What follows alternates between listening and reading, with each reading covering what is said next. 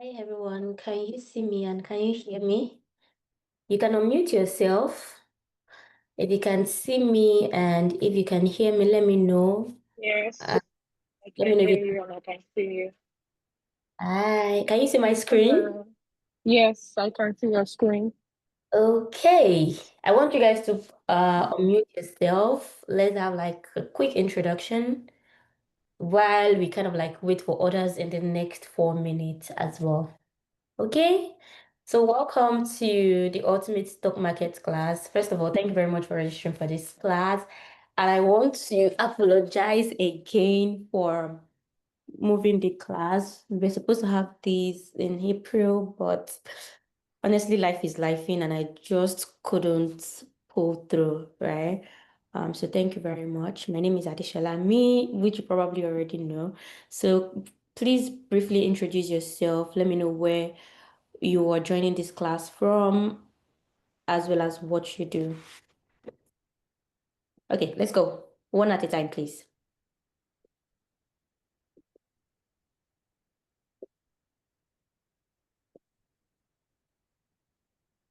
The time might not be able to unmute myself for now. Okay, that's okay. How about the others? Can we meet you? Hi, guys. My name is Fatima Bello. Okay, nice to meet you.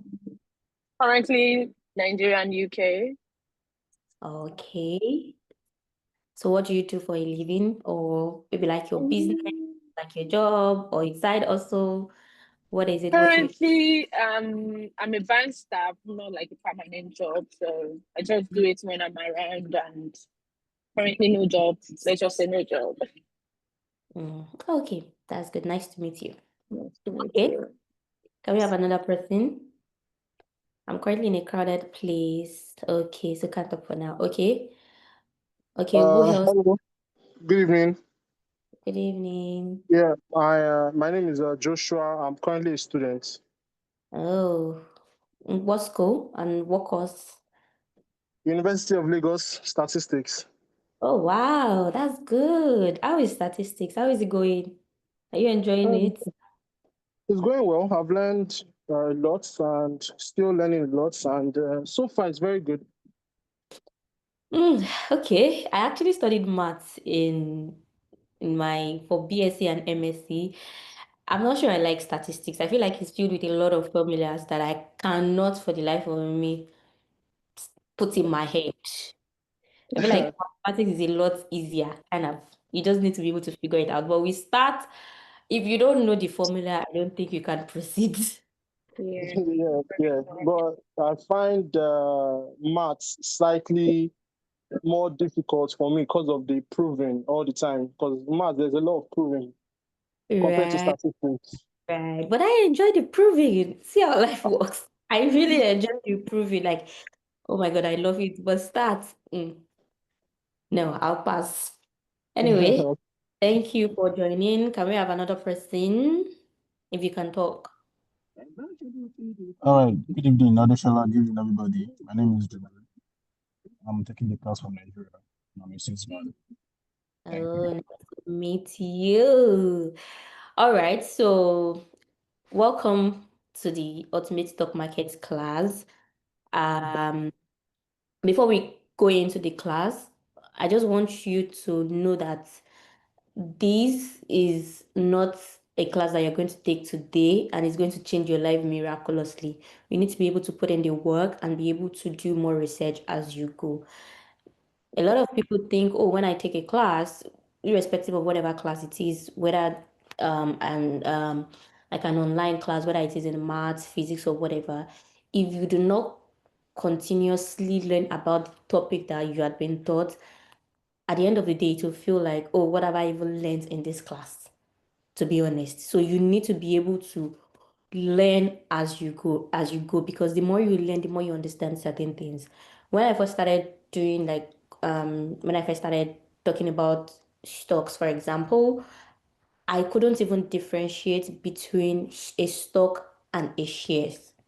Okay. I couldn't differentiate between a stock and a share because I kept reading about that particular thing, but I was like, okay, this thing has two, they are very similar, right? But they mean two different things, and I just couldn't figure it out for the life of me. But over time, as I continued to learn, understand, take it one step at a time, it became clearer. So I want you to have it at the back of your mind that while this is going to help you kickstart whatever your investing goal is or your journey, which we're going to talk about, it is very important that you have it at the back of your mind that, okay, I'm not willing to stop here. I have to also be able to continue this thing as we go. I know people who take my class like every time. Like I know someone who has registered for like my class 3 times now. And I'm like, is this is still the same thing? This is like the first time that I'm going to be using a different slide. All the classes that I've taught, I've used the same slide. And it's only because 3 days ago, for some reason, I lost the files on my laptop and I had to create a brand new one. But it's basically like the same thing. Even this class is very similar to everything that I talk about on my page. The only difference is that people just like the fact that, oh, I'm able to interact with this person one on one and we're able to discuss together and then reason together. Do you understand? Okay, so today, which is the day one, we're going to be focusing on these things, which is accessing your financial situation, building your emergency fund, setting your investing goals, risk tolerance, the rules of investing, the basics of investing, and we're going to briefly talk about the stock and the stock market. You understand? So it is the introduction to stocks and the stock market. Okay. Now, these are just different kind of investments. When we talk about an investment, it's just anything that you think would potentially bring you money in the future. Anything at all. So if, for example, you're saying, oh, I want to buy this lens, for example. I don't know, can you see me? Because I can't even see myself. Can you see me? Yes, yes. Okay, Yes. so you want to buy this lens, for example, and you're saying, oh, I'm going to buy this for $50. And you're looking at it and saying, oh, in the next 2 months, I should be able to sell this for, okay, let me say in the next 2 years, I should be able to sell for $100 because it has appreciated for whatever reason. Do you understand? It's some sort of investment. So it could be like a business, it could be real estate, equities, fixed income, cash or cash equivalents. These are just like the major things that everything is being categorized under. The market woman on inside Oshodi market that is doing business, the main purpose of doing business is because she wants to make money. She wants to generate income from a business. So at the end of the day, it's some sort of investment. If your boyfriend or your girlfriend gives you money and say, okay, start a business, buy land, do this, do that. The end goal, the end result is that we want to make money. So investment is basically generally anything that you do that would give you income, that will generate income or that will appreciate in value over time. So we're going to talk about all of this later in this class. Now, before you invest at all, right? I like to explain this thing to people in a way that it makes sense. A lot of people, when they say, oh, I want to invest, people say, even my friends, families, they'll be like, oh, I want to invest. Anishala, what should I do? Where should that start from? It's just a lot to kind of like sit you down and be explaining to you one at a time because it is a very tricky and a very mind-blowing topic because you can get really overwhelmed. But people still fail to put like the things they need to put in place before they actually start investing. You cannot just wake up and say, oh, I want to start a business. As I am like this, I have like 100 business ideas in my head. But can I do everything? No, because I need a strategy. I need a plan. I need to do like my feasibility studies. I need to know that this thing is going to make sense and it's going to give me money in return. So the same way you would think before starting a business is the same way you will think before investing. Because the main reason why you are investing is to make money. So you don't want to lose your money. Do you understand? So before you invest at all, there are certain things that you need to know. If you registered for this class alongside with the ebook, I'm going to send you the ebook maybe before the end of the class. It's like well detailed. Everything I'm saying in this class is like everything in the ebook. Do you understand? Investing is not something that when you hear it from me, it's going to be different from when you hear it from Mr. B. The only difference is that the way I will say it will be different from the way another person will say it. Some people are better at speaking than I am, I am better at speaking and communicating with some people. So you just hear it in different forms, but it just means the same thing. So if you got the ebook, everything I'm saying is still what is in the ebook. But you just have it to always, you can always go back to it over and over and over again, just to kind of like refresh your memory. So I was saying before you invest at all, you need several things. But what I find very important, or what I like to put first, is that before you invest, you need an investing goals, your investing goal, and you need to know what your risk tolerance is. Now, before you can say, oh, what is my investing goal at all? Like, how do I even determine it? You need to first of all go back to the drawing board, which is assessing your financial situation. Now, I am Adeshalami, you are Omoumi, you are Praise. We cannot have the same financial situation. I'm living in Canada, you are living in Nigeria. Even if you're making more money than I am, I may have a different financial situation than you do. So you go back to the drawing board and assess your financial situation. And what I mean by that is checking, oh, how much am I making? What are my expenses? Do I have debt?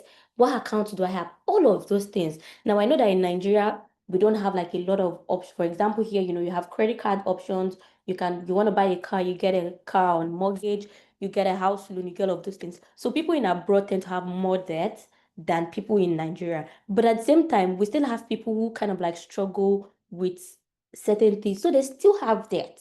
Do you understand? So you need to check out your income, your expenses, your debt, amongst the many other things that kind of like put up your money together. So what are the other investments you have? You may have a land, you may have a house somewhere, you may have like businesses. Those are part of like your financial situation.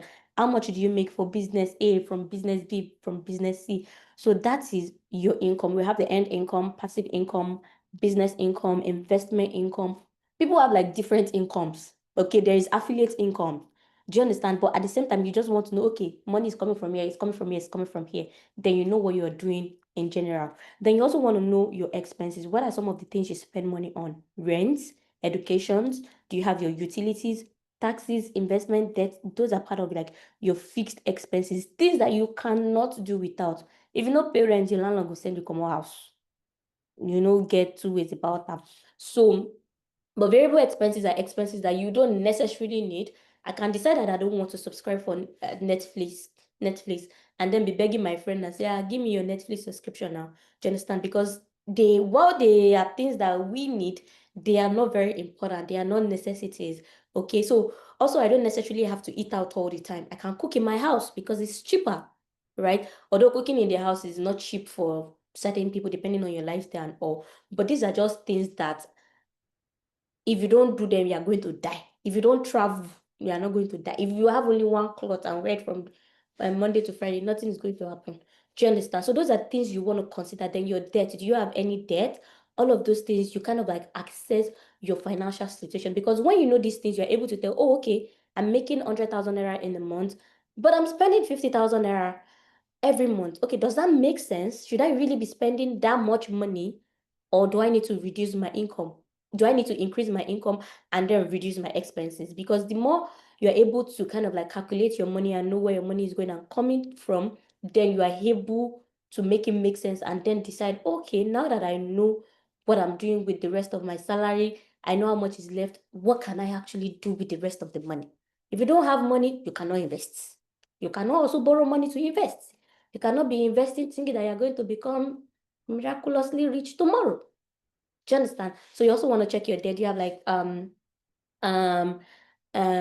student loan, car loans, all of those things. And if you do, you need to find a way to increase your income or maybe save up, reduce your expenses, budget properly, and then avoid new debt. Those are some of the things that you need to do. Now, let's say we've accessed our financial situation. We know where our money is going to, where it is coming from, all of those nonsense. Now, where do we actually keep our money? Where do we keep our money? There are different kind of accounts, but I know in Nigeria, we kind of like, I mean, I would like to say that it was after I moved that all of these things that I talk about, some of them even made more sense because I'm able to actually practicalize them and see that, oh, makes sense. Do you understand? But we just have like our piggy vest, our cowrie rice, everything just they do everything together at the same time. But here you have this for this for that, RRSP, clinical, you have everything for different things. And because, we pay taxes here, people in abroad, they generally pay tax. So they need to put their money in certain places to kind of like reduce the tax they pay. Do you understand? So this account thing, don't bother about it too much. Just know that you need an high interest account. That's the only kind of account that we invest. I will advise you to have if you're in Nigeria, a high interest account. But if you're in abroad, you need like the investing account, the retirement account, then your regular checking account. You need the emergency fund account, all of those things. Then your risk tolerance. So after you've known that, okay, this is my financial situation, I make 100,000 naira and I am able to keep 50,000 naira every month. Now, the rest of my 50,000 naira, I want to invest. And when I say investing, I'm not saying the stock market only. You can invest in a business, you can do real estate, you can do all of those things. But before you now put that 50,000 naira into something, if that 50,000 naira should go to tomorrow, how are you going to feel? That's the next question. Because then this is like your lifeline. How would you feel if anything happens to the money? That is where your risk tolerance comes in. Okay? So, can I really let go? For example, I feel like, not even I feel like, I know that, or it's not even me, everybody generally, the more you grow older, the lesser your risk. Before I got married, before I had a child, I had a crazy high risk tolerance. I can pour all my money in something and bet my life on it. I know that if that thing should fall, I'm going to my mother's house to go and eat. I won't pay rent or anything. But now me get my head. If I lose all my money in something, my landlord will send me out. So the more you grow, the lesser the risk you can take. Do you understand? So you also want to find out how much risk am I willing to take when it comes to these things. So we have different types of risk tolerance that we're going to cover more in this class. So these are just kind of like your risk tolerance. We have the conservative, we have the moderate, we have the aggressive. But all these things that are English, it just means high, medium, and low risk tolerance. High, medium, low. Shikina. So all of these things kind of like when you add them up together, you're able to know, okay, this is what I can do. This is my net worth. So your income, your expenses, debt, account, your investment, your cash flow, everything kind of like adds up and is your net worth. Okay? Do you have any questions before I proceed? I also don't want to take too many questions, so let's do it briefly. One person, a question. Do you have any question, please? No? Can I proceed? Yeah. Hello, can I Yes. proceed? Okay, good. Now, after talking about like the investing goal and the risk tolerance, if you want to invest, you cannot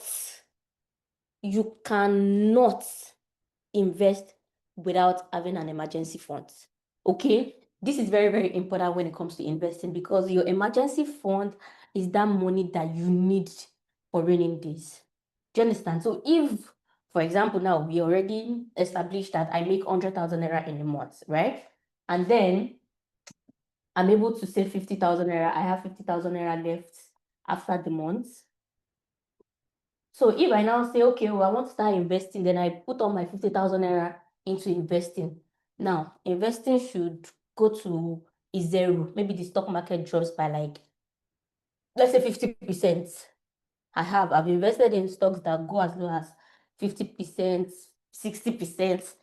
But if I don't have an emergency fund, then I will just be crying because then I don't have anything to fall back to if anything should happen to my investment. And I'm also saying this. So when I say investment throughout this course, I'm not only talking about stock market. However, we are going to focus mainly on stock market. I'm just kind of like opening your eyes to other things. So you don't know that, okay, this thing only applies to the stock market. It applies to every other thing that has to do with investing. So if you don't have an emergency fund, for example, you are going to struggle. I promise you, you cannot not have it. So if you say, okay, I have 20K, let me invest too. Tomorrow, if you don't have food to eat, you can't remove your money in the investment now because no person wey dey alive go invest money. Do you understand? So you need to have even your investing goals and your risk tolerance. While they are like, okay, fancy things we have to do. If you have a good goal, you have, your risk tolerance, and then you have your money, you then invest. what are you going to fall back to during the rainy days? Nothing. And emergency fund is always, that's why I'm hammering on this. A lot of people to the mistake of investing without having this fund. And this fund, as a general rule of thumb, you need 3 to 6 months worth of your living expenses. So say for example, you live in Nigeria and then your monthly expense amounts to like, let's say 100,000 naira. I think I have an example here. Okay, so here is a breakdown of Misty's monthly example. We have rent, food and groceries, transports, everything is 155,000 naira.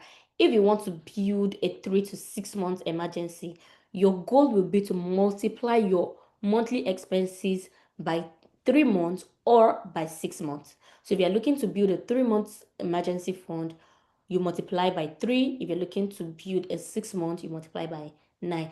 And I know, how do I track my expenses? Carry pen and paper, write them down, book, write them down. You don't need I sell budgeting template. Even me that sell this budgeting template, most of the time I use my pen and paper because templates sometimes you don't even remember to put it in.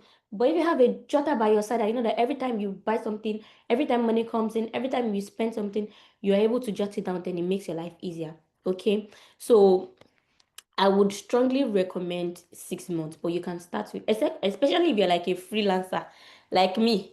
Some months you make money, some months you don't make money. So what are you going to do on days you don't make money? If you don't have money and you have investments somewhere, you will sell off your investments. That's just how it works. So if you want to build your emergency fund, the first thing is to know your monthly expense essentials, right? Like how much do you spend? How much do you spend? How much is good? Like how much do you? I'm talking about things that you really spend. I'm not talking about, oh, shopping. Oh, I want to eat things that you actually spend money on. So if you are someone who kind of like shops every month, for example, that maybe steady, then it is part of your monthly essentials. So when you know that, okay, this is it, 100,000 naira, then you're able to set a realistic target because then you know how much you are you spend. So when you're able to get that figure, say 100,000 naira, for example, you're able to say, okay, every month I can save 20,000 naira, every month I can save 50,000 naira, every month I can save 10,000 naira. So when you do that, you need to open a separate account. Like I said, in Nigeria, we have one account that covers everything. So say your piggyvest, for example, you can put the money there, maybe lock it. No, you can't even lock it. Depends on what you want to do and how you want to go about it. You can lock it or put it in like a target savings, all of those things. Then you want to automate your savings. If you can do that. Then save extra where you can, and then you track your progress. Everything just kind of like adds up to what I have said. Are we clear? So the emergency fund is actually very, very important. Now, let's talk about your investing goals. At the beginning of this class, I said, oh, you need an investing goal and you need to know your risk tolerance. Now, investing goals for me and for most people I speak to, I tell them that okay, it's not enough to say I want to invest. When I first started investing, to be honest, I didn't have anything called goals. I just knew, oh, people were investing. I didn't even know anybody was investing. No. I had money and I was like, what can I do with this money? Like I tried like businesses. I had a business. I had a makeup brand. I couldn't do it again. And at that time I was even scared of starting another business that could potentially fail. I wasn't even interested, but I had the money. I didn't know what to do with the money. It was just sitting in my account. And I was like, there has to be some way to make this money make sense. I can't just keep money in my account, right? So I reached out to like a banker friend. I said, oh, what can I do? And this guy just said, oh, blah, blah, blah. You get 1% interest. I did maths, right? I'm like, 1% on this money, okay? And I knew that the bank would make more money. Do you understand? By lending my money out to people. So it just didn't make sense to me. I had to just think of, okay, how can I do this? That was how I stumbled on like the stock market and I started researching. Now, I was saying that I didn't have a goal. So I was just I was just putting the money there. I don't know why I need a goal or maybe I didn't even have anything like a goal in mind. But guess what? Because I didn't have a goal, I just kept on investing. If I need the money, I go to the money and I pull it out. When Sapa reach, I go. When I feel like, oh, I want to take a trip, I go. If I feel like I want to buy a dress, I'll pull out. If I feel like I want to buy a phone, I'll pull out. I remember I used to buy like 3 phones in a year that time. I feel just wake up say, okay, I want to buy a phone. I'll buy because I didn't have a goal for my money. The money was just there, sitting, doing nothing, adding up. I wasn't even able to track. I didn't even know whether it was growing. Okay, I knew if it was growing or if I was losing money. Do you get? But if I had a goal, then I won't be able to pull out the money at random times because I know that, okay, I'm saving or I'm investing for a particular reason. Do I want to invest because I want to grow a business? I want to start a business? Do I want to invest because I want to travel? Do I want to invest for anything? You can invest for anything.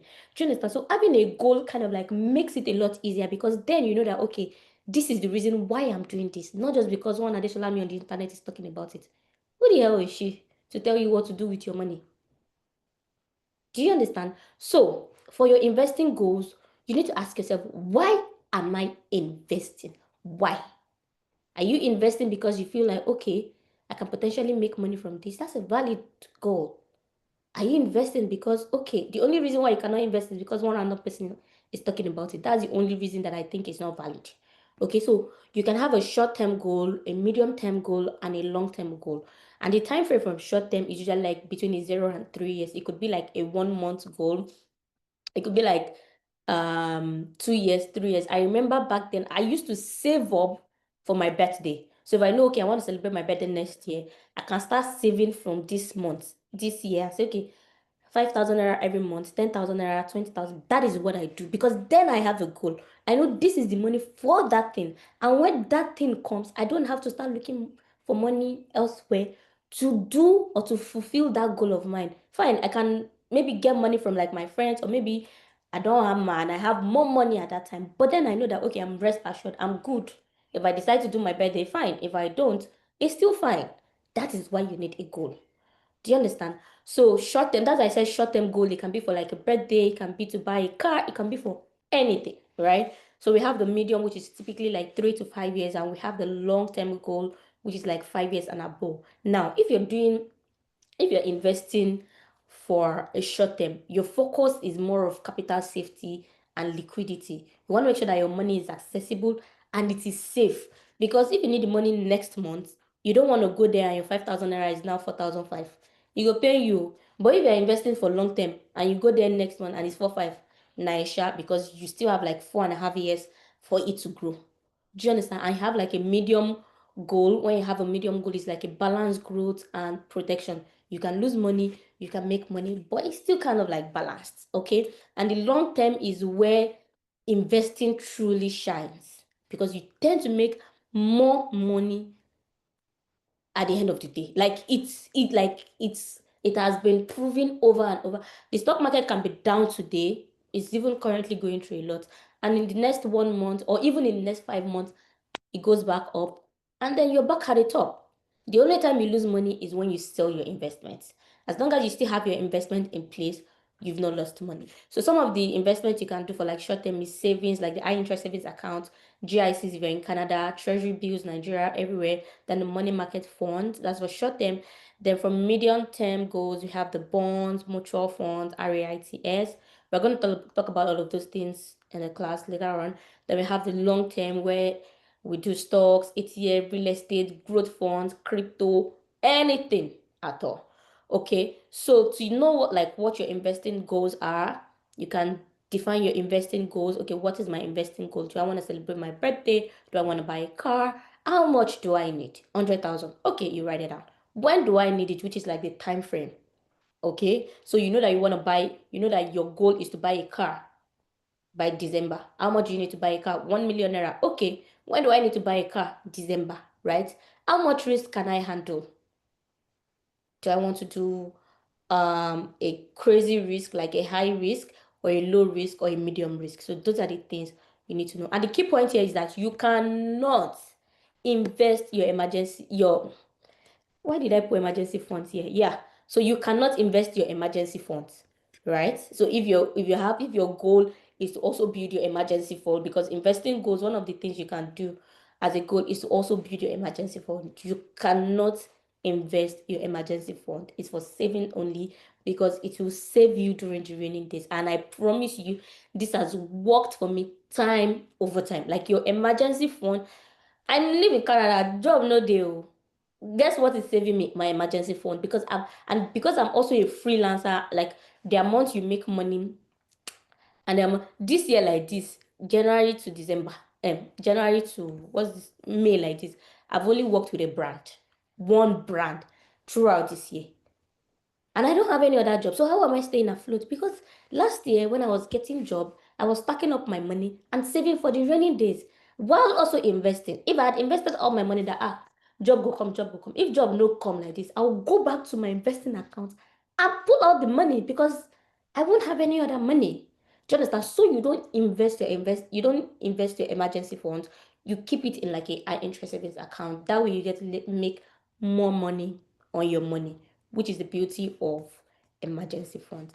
Now, these are just type of goals that I talked about. We have the short term, we have the long term, and like there's the middle one in between. So even a short term goal is if you want to go for, excuse me, a vacation, your wedding funds, novice, I did cook, your school, if you want to learn a skill, business, emergency fund, if you want to buy something, if you want to pay off debt, those are different kind of like those are different kind of goals that you can have. There is nothing like, oh, if you tell me, if I ask you what your goal is now and you say something, it may not even make sense to me, but it is your goal. It would make sense to you because now you know why you won't do that thing. Some people's goal in life is to be a baby girl. And how do you become a baby girl? You have to work your way to become a baby girl.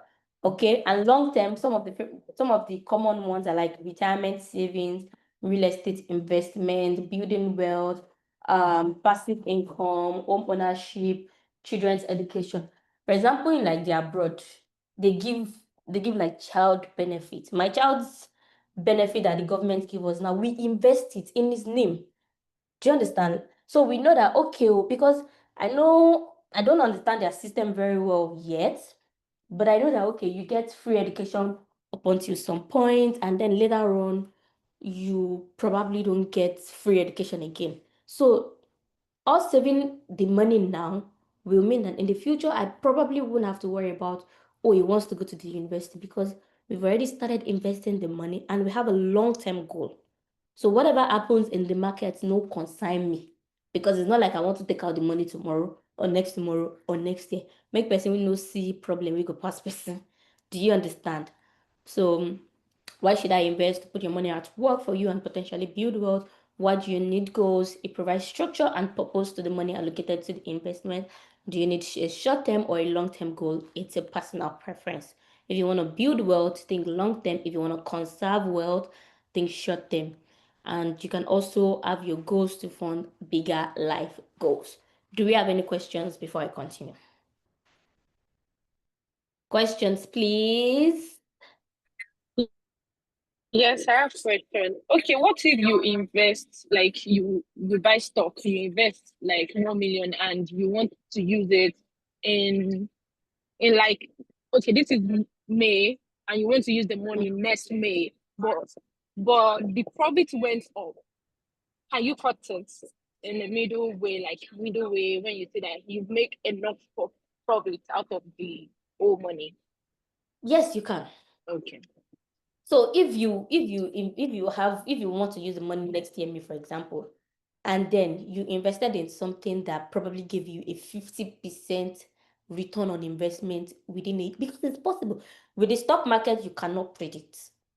Do you understand? You can make $10. It could be like 10% in 1 year. It could be as high as 50%. When we were doing Nvidia last year, people were making crazy money because it just kept going up, up, up, up. Some people were able to cut their profits in between and say, you know what? I think I've made a reasonable amount of money in here. They pulled out a chunk of it, then continued investing. Obviously, it went down, right? But they've kind of like made money. Use that money to fund other goals. Maybe reinvesting in another thing, or maybe start a business. Do you understand? So you can always take out your money whenever you want. If you feel like, okay, be like when you trade crypto.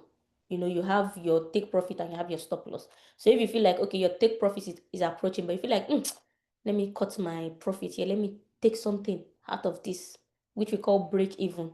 You take out your profit, you move your entry in between so that you're able to balance your risk. If the market goes against you, then you don't lose your money.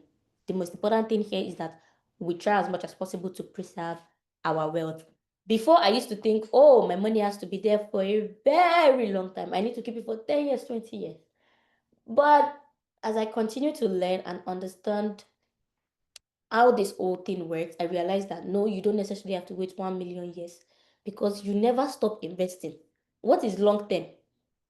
Long term is a long okay, if I keep investing, when will I die? If I die, how is going to spend on money? So you just need like a time frame. Okay, I want to invest until I'm 50, for example. May God spare our life. By the time I'm 50, I know, okay, I must have invested or saved a lot more money that I can use to spend for the next how many years God wants to spend my life. Do you understand? That way, you're also not dependent on your children. A lot of our parents, we are like their backup plan, which is not a bad thing. But I don't think I want to be my child's backup plan because not because I'm even learning, but because I feel like it becomes a burden to the child. Obviously, we can't complain and say to our parent that no one give you money, I don't tire, because we know what they went through. We know the struggle. Some of them didn't even go to school, but they made sure that we went to school because they thought that the school was going to make our life easier, which it didn't. But at the same time, we still have to show up for them. But do you want to live that life? Do you want to depend on your child in the next 20, 30 years when the child is supposed to figure out in life? Do you understand? So those are some of the reasons why people invest. That is one of the reasons I personally invest. I don't want to have to depend on anybody, not my husband, not my family, not my child. Obviously, I'm always going to spend my husband's money. I'm always going to spend my child's money when he eventually gets to that stage. But you should be able to stand on your own and know that, okay, this thing, I got this thing and I got this thing in the back. Do you understand? So now let's go to risk tolerance that we talked about earlier. I said you need to have like a risk tolerance. You need to know your risk, how much risk you're willing to take, and your investing goals. So, like I said, we have the conservative, we have the moderate, and we have the aggressive. In plain English, between you and I, this is low, this is medium, this is high.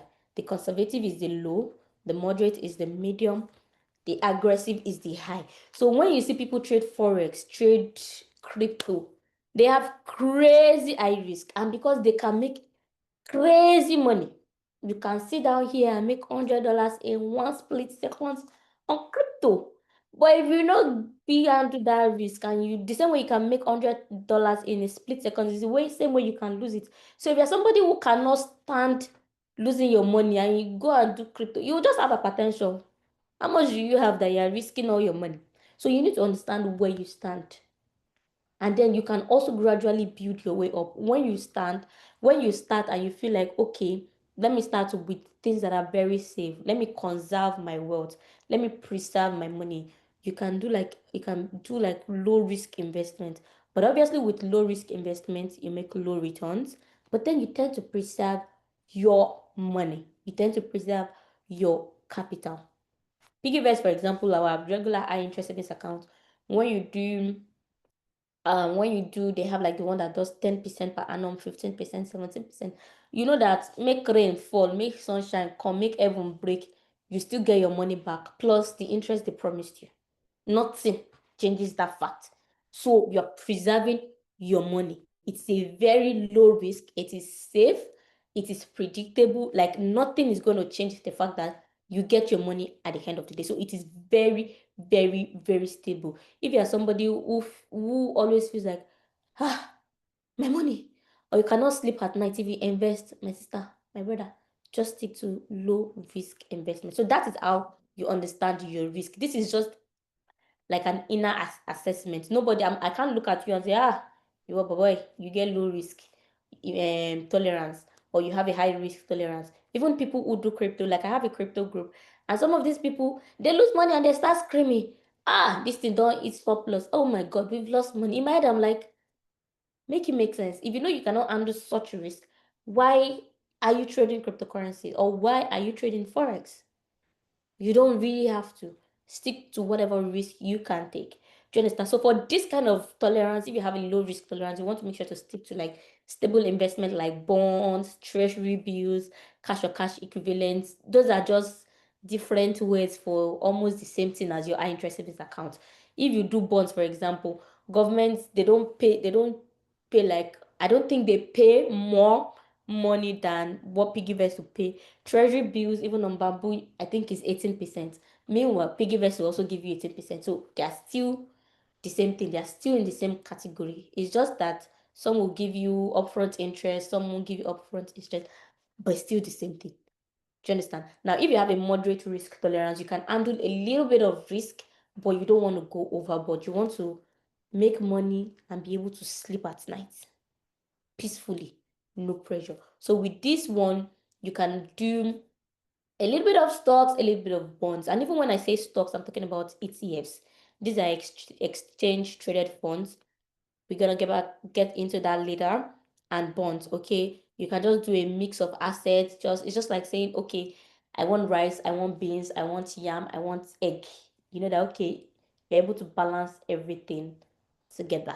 Okay. But for aggressive, these are people who go all in. Like you're like, make it all or risk it all. There's no, whew. Obviously when you lose money, you're gonna feel it, but you still know that you can sleep at night. I have in my portfolio, I have stocks doing like minus 52, minus 60. I just look at them and be like, what? Now, yeah, you go sleep. When you bounce back, if I want to sell, I sell. If I don't want to sell, I leave it. Just that, but you should be able to know where you fall. That way, you are able to make the best decision for you. And nobody, it won't be that, oh, you're investing because Adeshalami is doing stocks. Let me do stocks. Oh, let me do ETS because this person is doing. No. If you're able to determine your risk tolerance and where you fall under your category, you are able to decide on the best investment for you. Do you understand? So if you want to go into business, for example, and you decide to start selling pepper, that's that's the type of investment, right? It's a type of business. There's another person who wants to go into business and the person decides to start selling car. That's also a business. Somebody decides to go into, maybe let me say, what can I think of? Oil and gas. That's a type of business. But they have different risks, right? And some are more stable because you know that pepper seller, somebody will buy pepper sha. So you preserve your money. You know that you make your money. Even at that, pepper will spoil sometimes. But you're able to preserve your money. You're not making a lot of money. You have a very low risk. You get very low returns. But you're good. You're comfortable. You know that Oshi, I go market, a single buy pepper. It's sure for you. But somebody who is selling a car, for example, it's not every day that people buy car now. Like, I mean, I can buy a car today, you buy your own tomorrow, but I'll not buy a car today and go and buy a car tomorrow or next tomorrow. And do you know how many years or how many months it will take me to save the money for a car? Do you understand? So that's the type of business, but it comes with its own challenges and its own risk. Oil and gas, for example, maybe you're selling petrol. The person will get car in the first place go buy petrol or bike. Do you understand? So they all have different investment. They have their own risk. You just need to know if you can handle those risks. If you cannot, then you don't have a business investing in something that is risky and something you cannot handle. Okay? And like I said here, age is a major determinant of how much risk you should take. If you're a family man or a family woman, you have 3 children, you have your wife, you have a family, you have people depending on you. Why are you doing things that will give you high blood pressure? Do you want to die young? No. Just stick to maybe like a moderate or something very conservative that will keep your money, protect your money while you are still making money. The end goal here is that you want to at least make something on your money while still being able to sleep at night. Okay? Any question? Any question? I'll take that as no. Okay, so here are some of the things that can influence your risk tolerance. We have the age, income, family obligations, we have investment experience, time horizon, and personality. You see, personality, some people just sleep better knowing that their money is safe. I'm going to bed knowing that my 1 million is 1 million when I wake up tomorrow. Some people are just like that. So your time also kind of determines what your goal is and how much risk you can take. So if you want to, let's say you plan to buy a house, right, in 5 or 10 years, and you know that, okay, you need 20 million naira to buy a house, for example.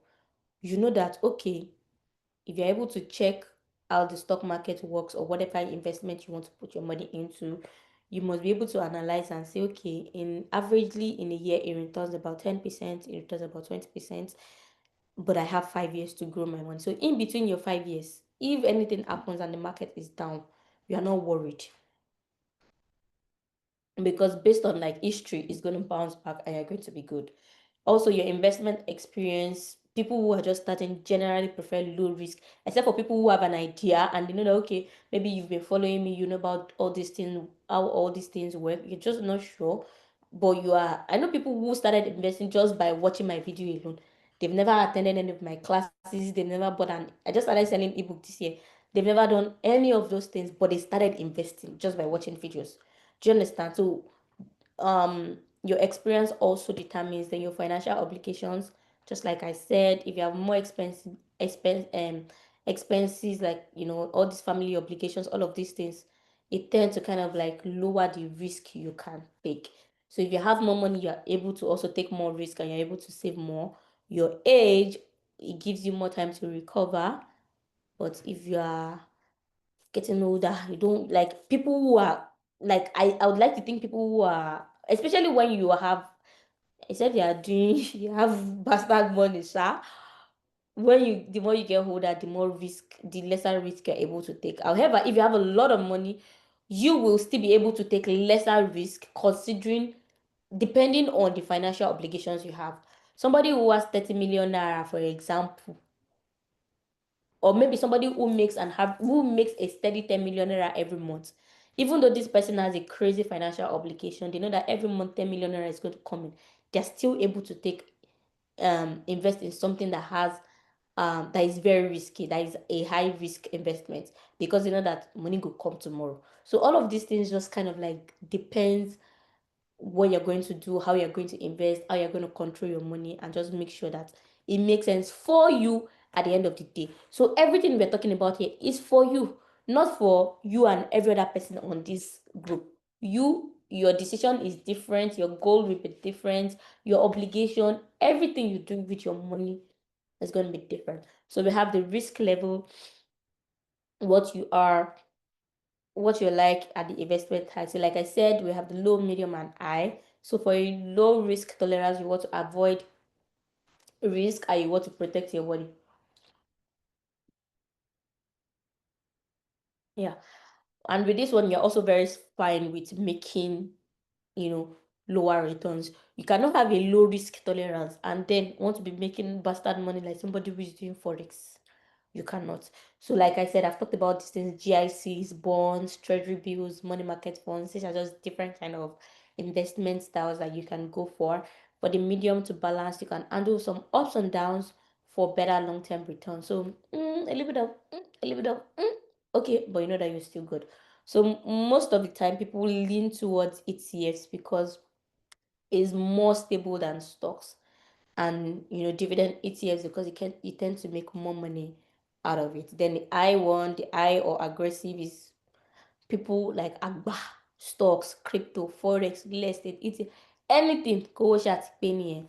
And it also means they're okay with movements of the markets. Now let's talk about the rules of investment. I think we're still following, so we are here. Rules of investment, and just like I said here, there is no single rule to invest in. Your situation is unique and your strategy should always and always align with your financial goals and risk tolerance. If there's anything you're going to take from this class, I don't care if you go back to start investing, to be honest, because I know people take classes and then they don't eventually get started with whatever it is. But if there's anything you're going to take from this class, it is knowing your risk tolerance, knowing your financial goals, having your emergency funds. Those three things, if you have them, you can work your way up gradually. Just if it take you 10 years or 20 years or 30 years, but slow and steady, slow and steady, slow and steady. Instead of saying, oh, I have 50,000 naira today, let me invest. Bam. No.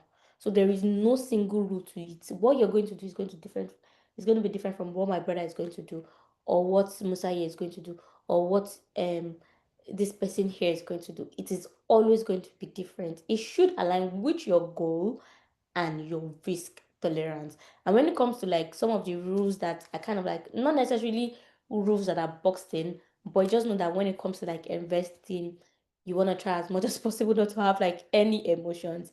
You cannot invest with emotions. You want to buy low and sell high. You need information. So either maybe like following people who talk about all of these things, reading blog posts, looking for news, going to Google, Yahoo Finance, all of those things. Then you want to know your time horizon, compound interest, dollar cost averaging, the risk and rewards associated, because there's no point in investing if you don't know how much money. At the end of the day, we want to make money. The goal of all these classes is that how can I make money? It's just different from saying come and sell paper and you make money. Then you want to know diversification as well. You want to know how to diversify your portfolio. So we are still going to talk about diversification later on. We've mentioned the risk and reward. We'll talk about dollar cost averaging. Then we have compound interest that we're going to talk about. Do we have questions? Questions, observations, anything? No? Yes? Do we? Okay, I'll take that as a no. Now, when we talk about basics of investment, they are just summary of everything we've talked about that I've talked about. Do you understand? But just to put it into perspective and into writing, the basic things that you need to know when it comes to investment is what is investing, which we talked about. Should you invest? The types of investment options, the things to know, the mistakes to avoid, and how to invest. With this, you can practically get started with everything you want to do, right? So investment, just like I've said, is putting your money to something that so that it will grow over time with the expectation that it will earn you more money. So you want to make sure that whatever you put your money in, whether you're selling phones, whether you're selling this bottled water, whether you're investing your money to someone else's business, your expectation, your goal at the end of the day is to make more money over time. Now, should you invest? A lot of people ask me, why should I even invest? Like, what's the point? And I mean, I'm not able to give people answers all the time because sometimes I'm not just interested. Because if you don't know, I'm sorry, then you shouldn't even think about it. But then again, people are just kind of like concerned, and not everybody. So the thing is, not everybody is going to invest in stocks. That's why I didn't say, while this class is like focused on the stock market and all, that's why I started with investment and letting you know that you can invest in a lot of things. My husband, for example, we never put his money into stocks. Never. Like the idea of it doesn't sit right with him. But he will put his money into real estate, for example. He would put his money into businesses, for example. I have friends who would rather die than put their money in stocks. And I also have friends who would rather die than do real estate or do crypto or do forex. And I have friends who kind of like swear by forex and say, this thing, I'm never leaving it. Do you understand? So you want to invest because saving your money or keeping your money in your bank alone is never enough. Let me tell you the thing. If you put 100,000 naira in your GTB bank, for example, I don't know how much they give now, and you decide not to touch it at all. I'm going to give you two instances. You touch and you don't touch. You decide not to touch it at all for the entire month. The interest you will get on that money is less than, maybe is about 0 points. I don't know what percentage to put, but the interest you get, let's say, okay, let me say you have 100,000 naira in your account from the month of January, right? You didn't touch January, February, March, April, May, up until December. GT Bank won't give you more than like 3 or 4% per annum on your money. But do you know what happens? They take that 100,000 naira in your bank, I mean, it's just figures. You just see it on your phone or on your app. Oh, I have 100,000 naira. But you're not touching it, are you? That 100,000 naira is working for them while it is in your account. Obviously, if you want to withdraw, you go to the bank, you withdraw. But it is your money. While it is sitting down in your account, they've sent it to work. They've sent it to my brother Emeka in Alaba that wants to get a loan and go to China. And GT Bank will probably charge Mr. Emeka like 10%. Even the interest rate now is crazy. Like 10%, like 20%. But they are not giving you half of what they are getting. Meanwhile, they are using your money. Because bank, it's not like bank, it's not like they have money. Oh. They are borrowing our money and they are borrowing money from CBN. They don't have money. They are broke. They are broke. They don't have money. It is my money, my brother's money, your uncle's money, your sister's money that makes up the money in the bank. And then the money they get from CBN, obviously from their profit, they then start to get money to pay their salary. But guess what? It is still our money that they're using to pay their salaries. Where do you think they get money from? Do you think they print money every month? They don't. So if your money is there, my sister's money is there, everybody's money is there, they take those money and they lend it out to people. They get interest and they make money, but they don't give me half of the money they make. It's so crazy that when you understand how rich people, how they become rich, you begin to wonder if you can actually be as rich as them. But the sad reality is that we cannot always be like them because we don't have access to the resources that they have. That's the difference between us. It's not because you cannot become rich, oh, it's because you don't have the resources that they have. That's the fine line between us. And obviously, you can get to that stage, but it will take you building yourself up. It's just like somebody who wants to become an accountant, for example. You have to go to school, you have to learn, you have to do ICANN, you have to do this. You go through all of those stages, and you can even get to the top where you're looking for a job, and then they won't give you a job because you need a connect. So the difference between us is that they have the resources, we don't. Do you understand? So putting your money in the bank, it just gives the bank more money. I have a friend who works in a bank. And when she tells me certain things, I'm like, are you whining me? Because it's just mind blowing. So she was telling me that if you leave your money in your account, for example, the fact that you leave money in your account without touching it, CBN is paying the bank because they have people who leaves more money with them. So let's say all of us now, we are leaving our money in our bank account. CBN, let's say, okay, I'm using GT Bank, you're using Zenith, you're using Access. And Access Bank, for example, they have 100 million in their account, like people's money. Um, GTB has 200, Zenith has 300. CBN is paying them a percentage of the money that you and I own in our bank. Why is their money working? Why is your money working for them and not for you? That is the reason why you need to invest. That, like, this explanation is just this English, this saving your money alone. This explanation it is. Because why get 3% per annum from GT Bank when you can put it in the stock market, for example, and you can make 20% per annum or even more? I've made 100% return on investment before on a stock. On 100%. I think that was 2023. 100%. Not even just that. When I first started investing in the stock market, GT Bank, for example, I bought my first GT Bank when it was selling for 17 naira. And I remember I sold it last year or this year when something was happening with GT Bank. I was not sure. I didn't have the time to even do my research. I sold it and I sold it for 44 naira. Obviously, I had gotten more over time, which is where dollar cost averaging comes in. But at the end of the day, I still made money. Do you understand? If I had kept my money in the bank since then, the money I would have made in like even 2 years, if you don't reach 10% of the money.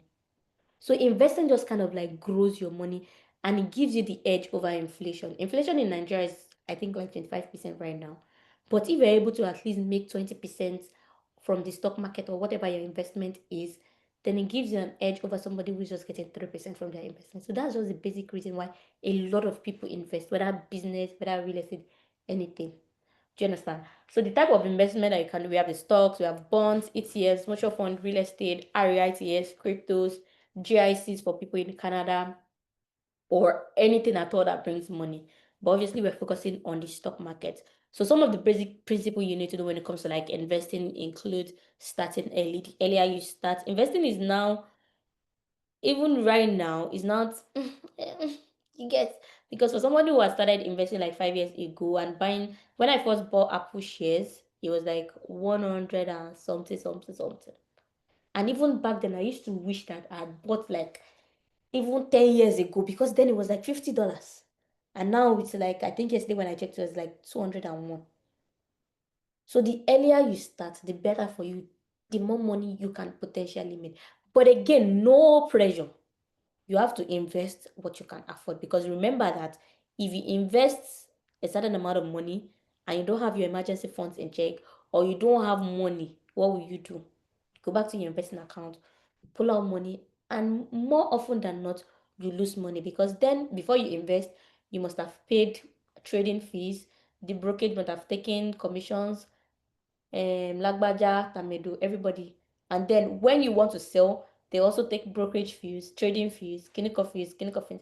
You end up losing your money. So you need to also have a budget for whatever amount of money you want to invest. So starting early, being consistent, being able to diversify, and then knowing the risk and reward. It is very, very important. Some of the popular mistakes that people make is trying to time the market, investing without understanding. They don't have goals.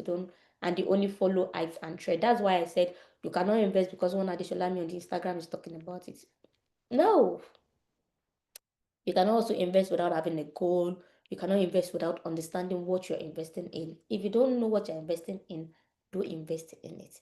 You also cannot time the market. Okay.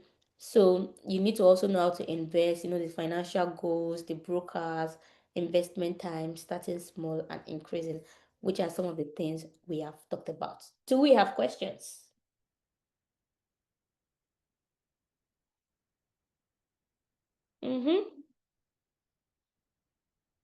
Questions? No? Okay. Now let's talk about stocks and the stock market. This is where it get interesting. Now, if you want to invest in the stock markets, if you're just starting out or you're just watching random people talk about it on the internet, right? It seems like, oh, this person just talks about this thing, this person must really know this thing, and all those jargons.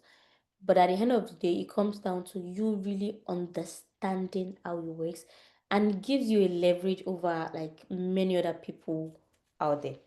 But here is what I want you to think of. Think of it as stock and think of it as a market.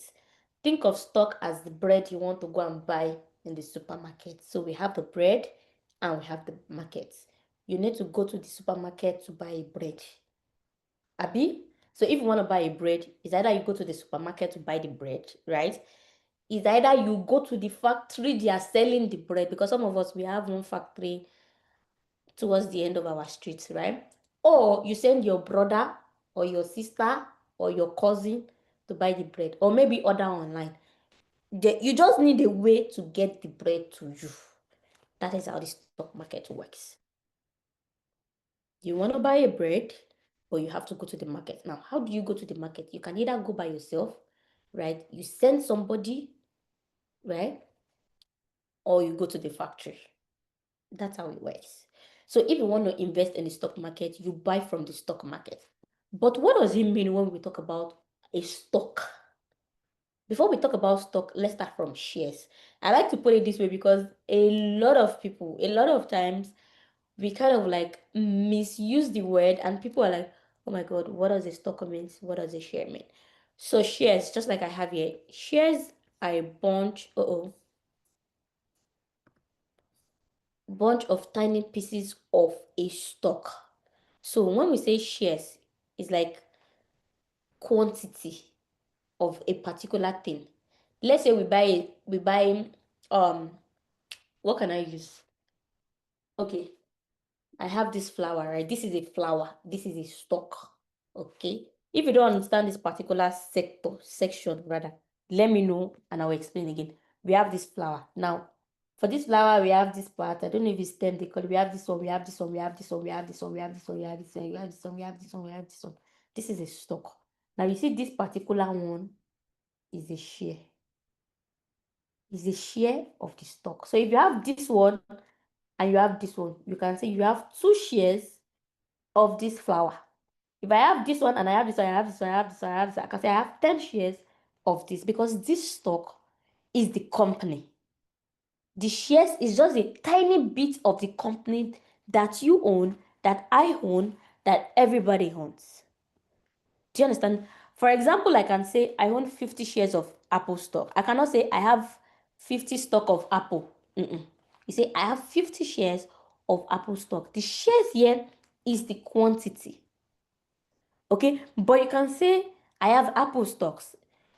Divine can say, oh, I have Apple stocks. Joshua here can say, oh, I have Apple stocks.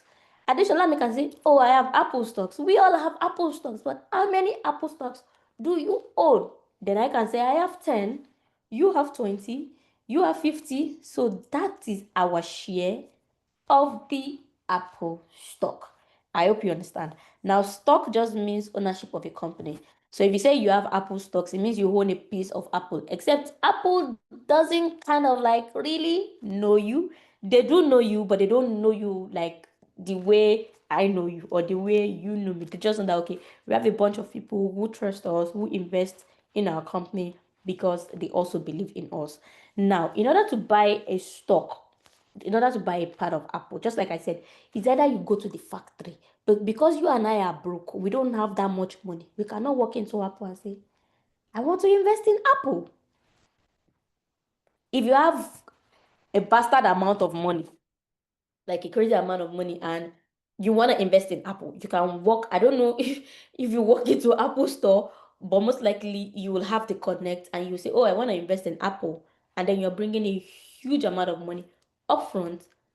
And then I know we all watch, maybe not everybody, but if you watch Korean movies, we see that, they are always saying, oh, this person has a certain percentage of this person, of this company. This person has a certain percentage, and they start fighting over it. And when they want to do this, maybe when the owner dies and they want to, they want somebody to take over, they will say somebody with the majority shares kind of like becomes the this thing.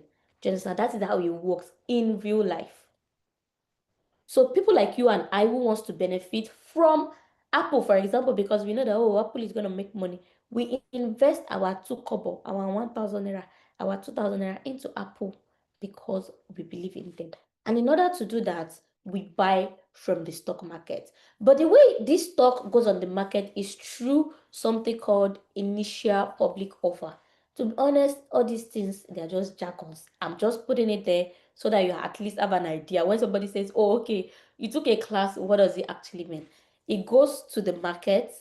Any company who wants to list their stock, their company on the market, on the stock market, goes through a process called initial public offering. And the market is just a place where, oh, can you still see my screen? Okay. Okay. It's just a place where where companies list their shares to the public so that you and I can buy, so that my brother can buy, so that anybody can buy. The process is just called IPO. And we have like different stock markets, stock exchanges, which is also here. It's just a place where companies list their shares to the public. So if you've ever wondered, so how is it that we are able to buy? How is it that we are able to sell? How does all of it's not magic, it's just understanding how it works. When they list on the market, you and I were able to buy on the market. Do you understand? So from this market is majorly for people like you and I. This initial public offering, obviously it must have gone on the market. But if you have like a crazy amount, if I have 50 billion naira now and I want to invest in Dangote, I just have to tell somebody who knows somebody and say I have 50 billion naira to invest in Dangote. Dangote will come and meet me in my house because I want to invest in this company. And I will own a share of Dangote. That's just how it works. But because you and I, we are not that rich, we have to start from, you know, the basics, which is buying from the stock market. So you can either, if you want to invest in the stock market, you can either go to the company directly, use a stockbroker, or use some of these investing applications that I talk about, and the one all of us knows about. So how it works is that if more people want to buy this particular stock, say Apple, for example, the price will go up. And if more people want to sell, the price will go down. So if Adeshola me decide that, oh, I want to list my company on the stock market. If you believe in me and you say, oh, let's buy, it's $1, and then you tell your friend, oh, let's buy, let's buy, let's buy. The fact that people are buying and buying and buying, it means that a lot of people believe in me.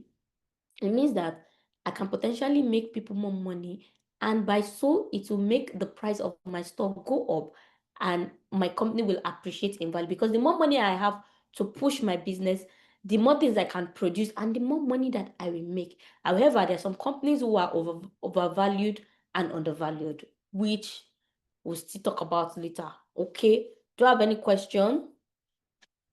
Do we have questions?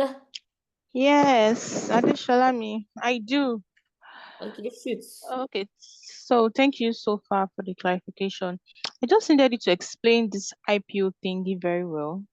I know you Mm-hmm. made mention of IPO being like the part where if you want to get to sell or to buy Mm. the shares.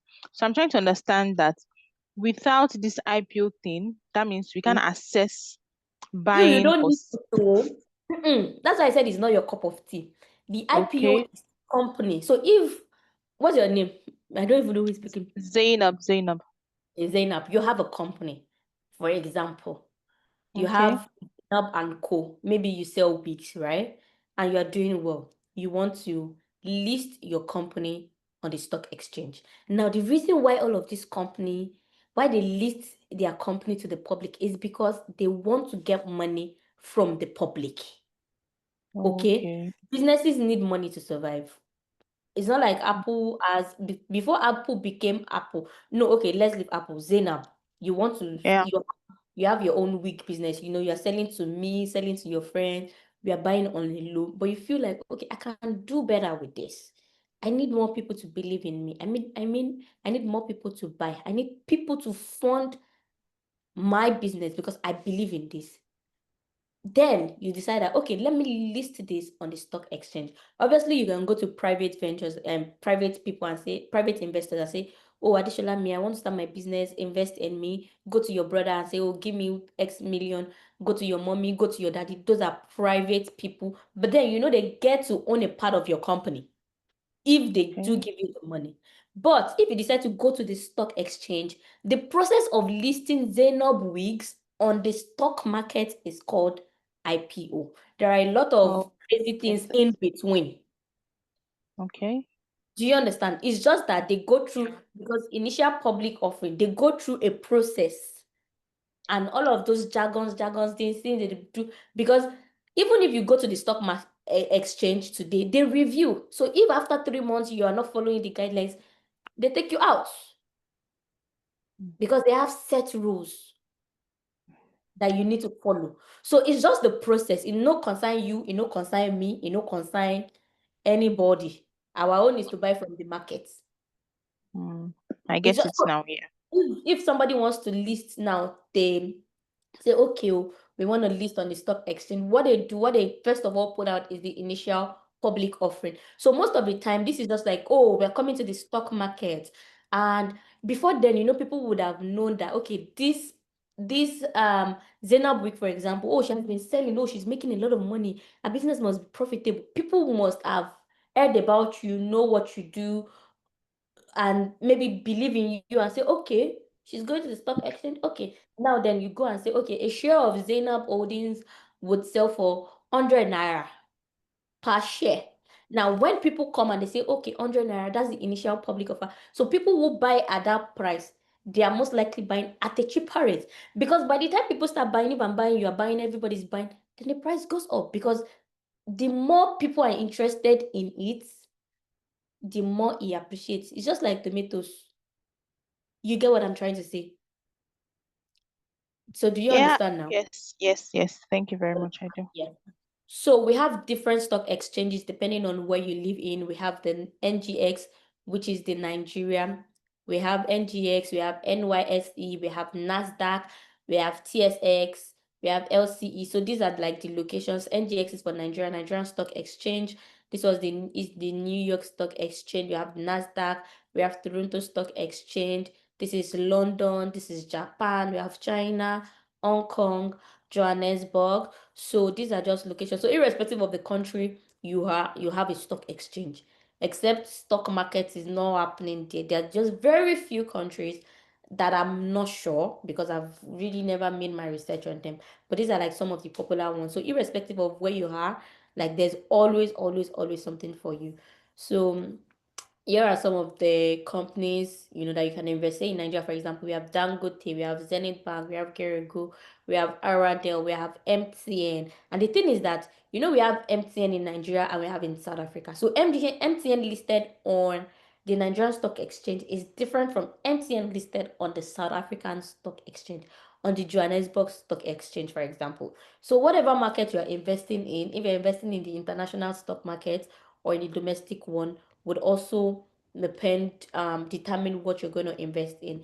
But some of these applications have actually made them easier because say Bamboo, for example, or Truth, you can access like the international stock market, right? But you only notice that you can only do, most of the time is like USA. Do you understand?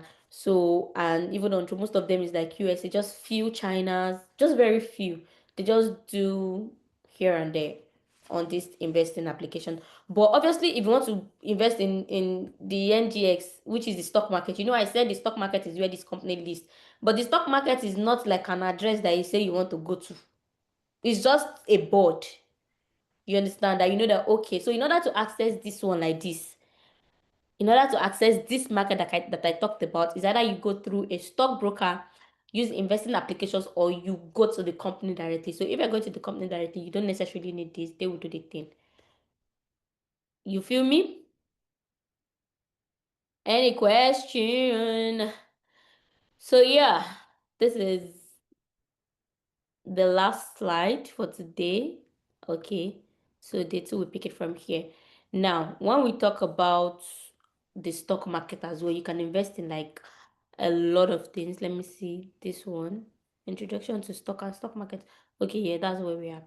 Now, stocks is also kind of like called equity. Even real estate is also like, for example, if you buy a house here or in the abroad or in anywhere, you are also building equity.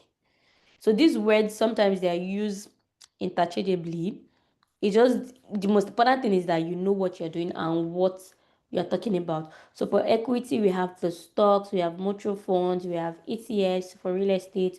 These are just different ways you can make money. These are different kind of investments you can make in general. So we have the real estate. You can flip your house. Excuse me. You can do house flipping. You can invest in like lands. You can do REITs for businesses, maybe starting a business or investing in the business. So when I was talking about Zainab Weeks, for example, if you walk up to your brother and say, you know what, I'm starting my business, my proposal is 5 million naira. Can you invest in my business? If you invest in my business, you're gonna get XYZ revenue every year, every month, all of this. And that person is investing in your business. And because you're paying that person a part of your profits, it means they own like not necessarily a share, depending on like your contract and all of those things. But because of the fact that you're paying them part of your profits, they have invested in your business. Your contract will determine if you're giving them a share or it's just revenue sharing upfront. Then another way is cash or cash equivalent. Maybe like I remember back in the day when I first started investing and I had not even really getting a hold of it. I used to keep most of my money in dollars. The first time I changed the money to dollars was like when dollar was just pre-COVID, because at that time I had started learning about investment, but I wasn't like So I remember I changed like a whole lot of money back then. It was I can't even forget. It was 316 naira that I changed it. So I had that money for a very long time. And just right after COVID, it started going 400, 450, 500, 600. Do you understand? So I was able to make more money because I had changed my money to dollars. And Mind you, it's not like I had a reason. I was just like, okay, you know what? This is also a way to preserve my money. I didn't even have like a lot of idea or a lot of knowledge or experience about the whole thing. I just knew, okay, this is going to protect my money from inflation. If you follow me on YouTube and you watch some of my YouTube videos that I talked about saving money, when people comment on that videos now, they'll be like, oh my God, dollar is now 1.8. I'd made those videos when dollar was like 400 and something, and I'll say, try to save your money in dollars. Dollars is 400 and something, because I was able to see that I can actually grow my money from naira just by keeping it in dollars, basically. And the thing is that when I mentioned that the earlier you start, the better for you. The first time I had an idea about converting naira to dollar, I was in like 300 level. Dollar was 150 naira. That was my first ever experience with changing. Rain dey fall. Am I safe? Okay. Dollar was 150 naira, right? I remember I used to buy things on AliExpress, sell to people. So I used to change the naira to dollars back then. But I didn't even think it was something that I could do, keep my money in dollars and then just preserve it to grow over time. That was like my very first encounter with, changing money. It just shows that if I had started doing it back then, 150, even that COVID time, I used to be like, bro, imagine I had saved, even if it was $1,000 back then. Obviously, it was also a lot of money. But considering the kind of business that I was doing, I kind of like had access to money. And if I had that knowledge back then, actually, if I had this knowledge, everything that I know back then, I won't be talking to you people. Martin Lord Gino. Martin Make. You get? So essentially, the earlier you start, the better. So if you preserve your money in foreign currency, for example, you can hedge against inflation. Now, dollar not even really dope again because it's not even stable. It's just turning on hold and just doing a lot of things. But back then, I don't want to say profitable, but it just give you an edge over other things, over inflation.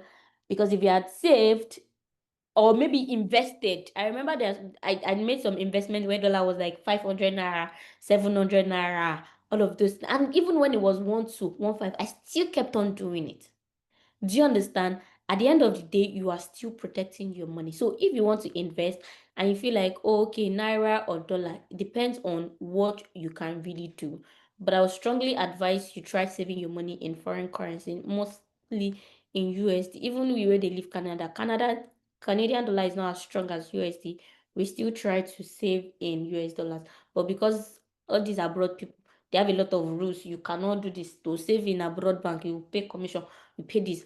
So and it makes sense because they're trying to, preserve their money and make sure that okay, people still believe in the Canadian currency. But in a country like Nigeria where the rules are not ruling, the governments are not, you just want to try as much as possible to edge against inflation and protect your money.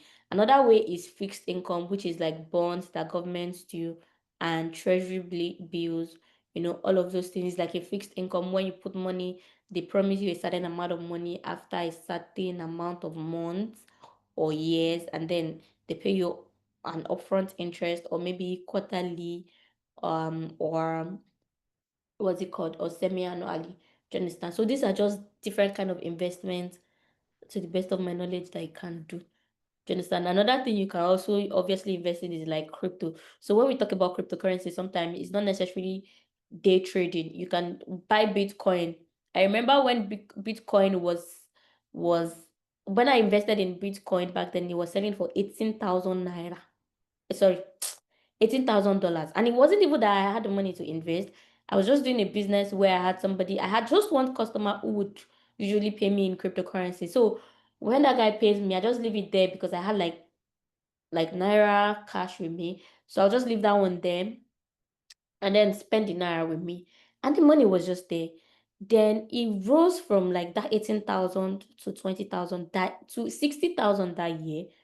True to God, that was like one of the years I made the most, like in my entire life up until now, safe. Well, maybe not that I made the most money. Do you understand? Because I had like quite a reasonable amount of money and it just went from 18K to 60K. And then I sold because I was like, oh, this is money.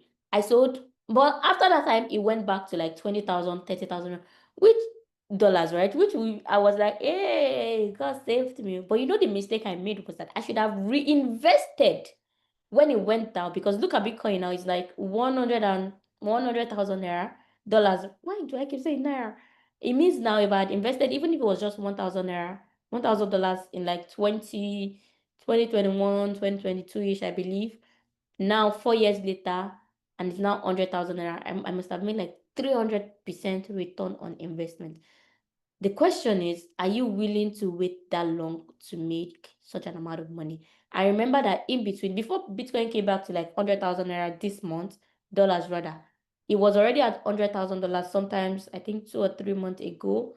And then it dropped to like 80 to 90 to 70. It was fluctuating and then it came back up. That is why your risk tolerance kind of like comes in, your goals, knowing all of these things. That is where they play. Because if you are just doing it because one person on the internet is doing it, then you don't know the person's strategy. You don't know what the person is doing. You don't know how the person is thinking or the plans they have for their money. Do you understand? So that is where we're going to stop today. Tomorrow, we start from how you can make money from the stock market. Do we have questions? I expect questions at this point. Do we have questions? Questions. So, okay, let me see the chat box. Please give example of high interest accounts in Nigeria. Oh, sorry, I missed it. So we have Piggyvest, we have Bamboo, we have Economy, we have Cowrywise, we have Optimus. Don't worry, somebody should remind me. Sorry? Hello?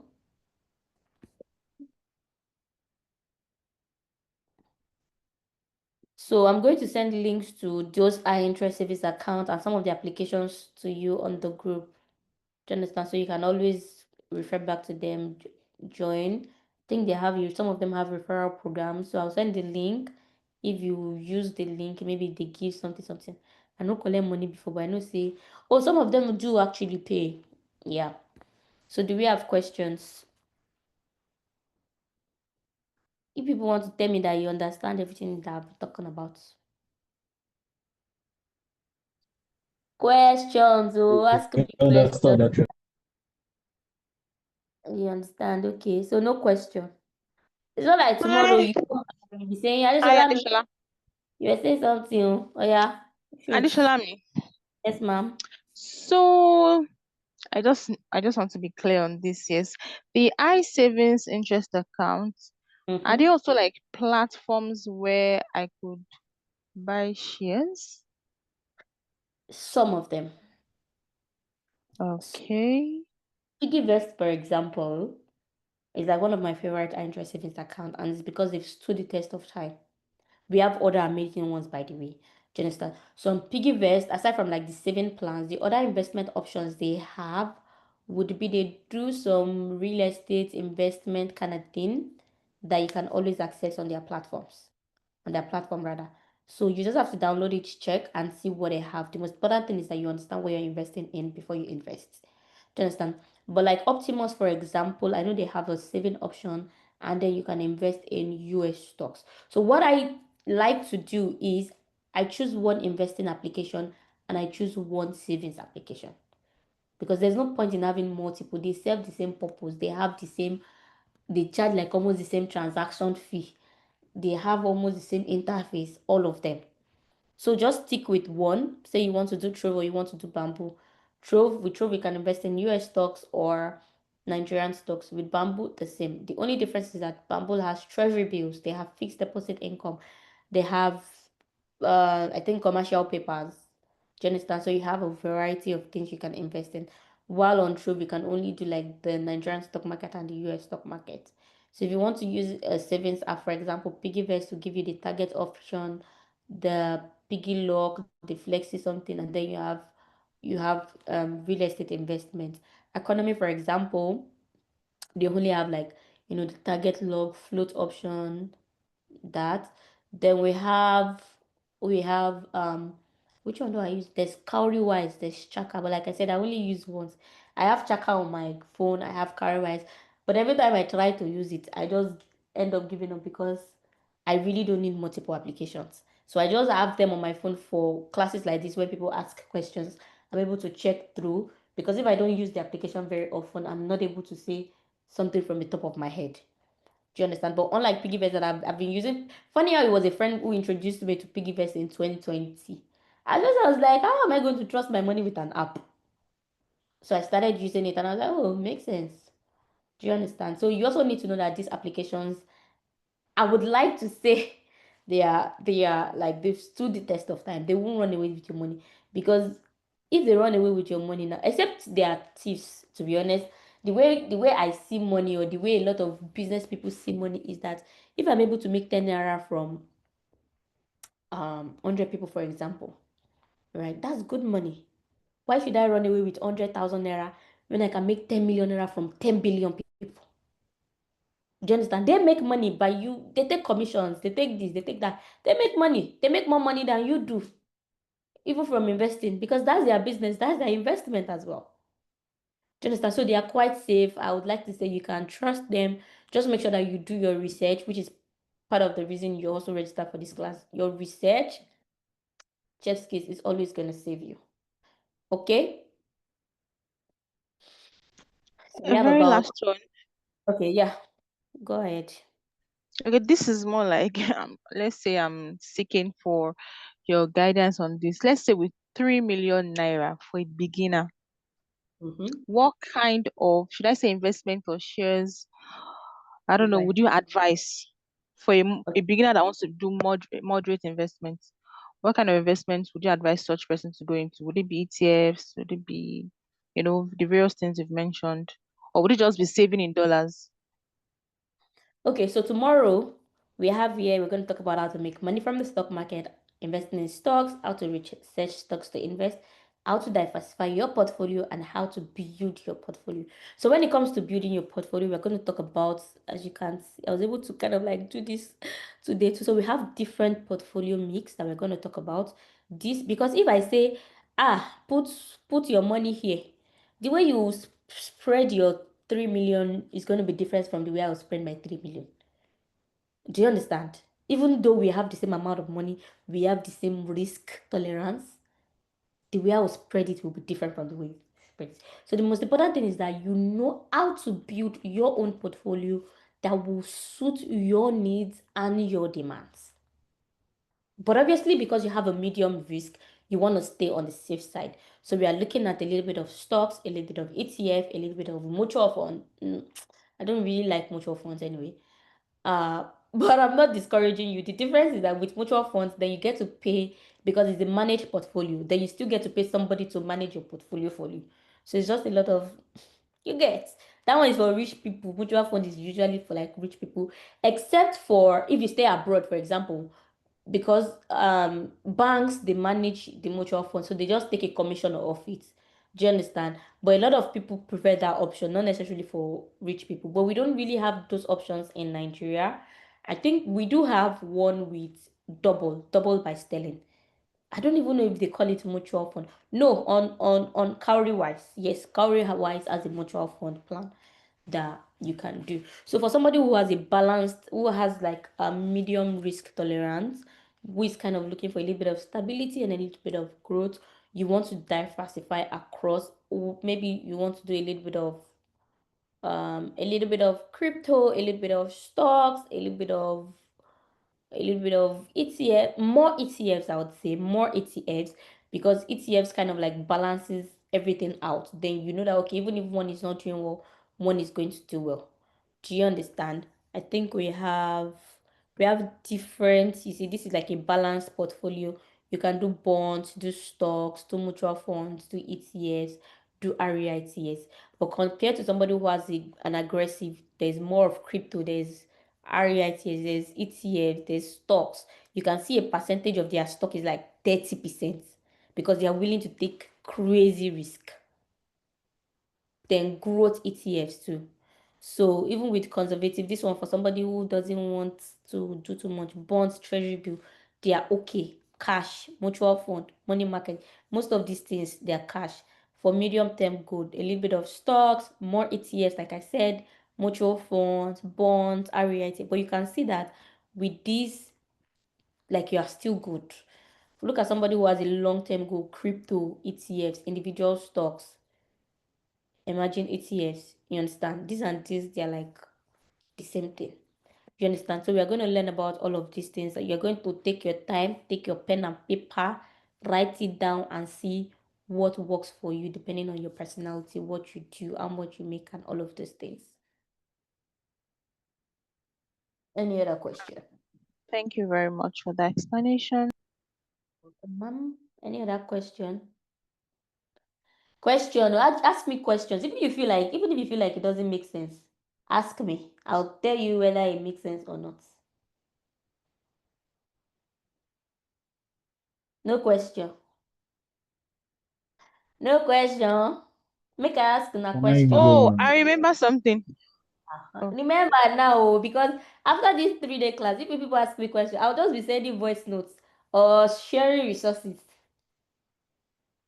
So try to think of as many questions. Even if you don't remember your questions, now maybe later write them out. Do you understand? Maybe on the third day we'll have more time and then we'll take it one at a time.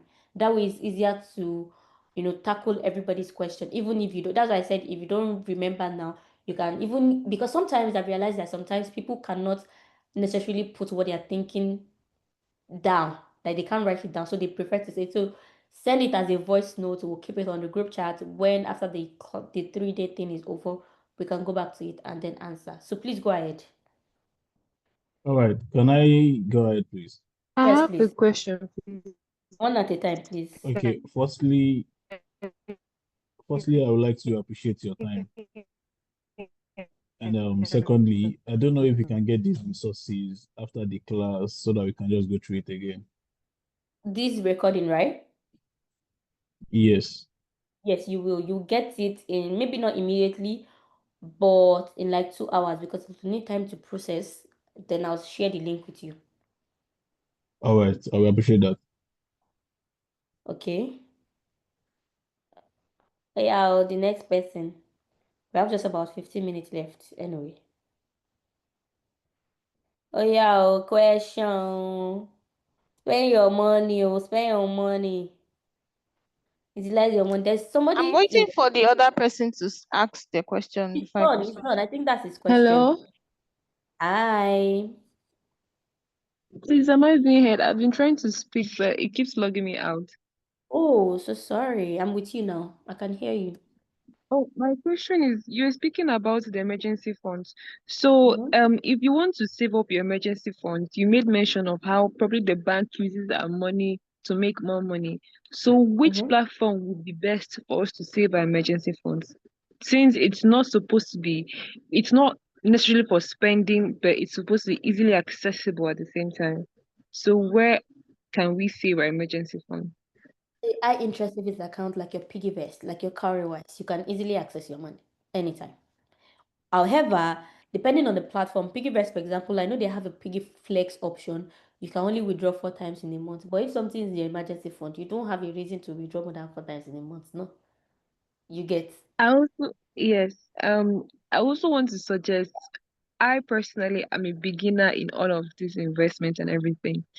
Is it possible, as you're speaking of bonds, mutual funds, treasury bills, if you can explain what this means, how a typical Nigerian could apply for any of this and all of that, and also if you could get your slides probably after this class you sent to the group, that would be amazing. Thank you.